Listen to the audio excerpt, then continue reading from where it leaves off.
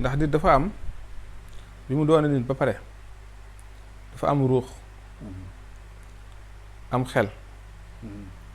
li nekk si diggante xel ak ruux nga xam ne moom la assir loolu mooy rawxaaniya nga xam ne tey ñi jaar ci tarbiya turu yàlla suñ koy door a tàmbalee jël di ngeen gis ne suñu sikkaree sikkar bu njëkk a sikkar bu nee bay bëgg ba tëdd laata ñuy nelaw dañuy sentir ne seen jëmm nelaw na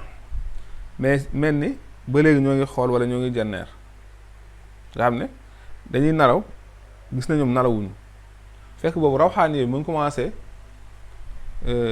am jëmm mu ngi commencé ñu ngi koy dundal branché ndax nit ki rawxaanee mën na bañ a dund su fekkee ne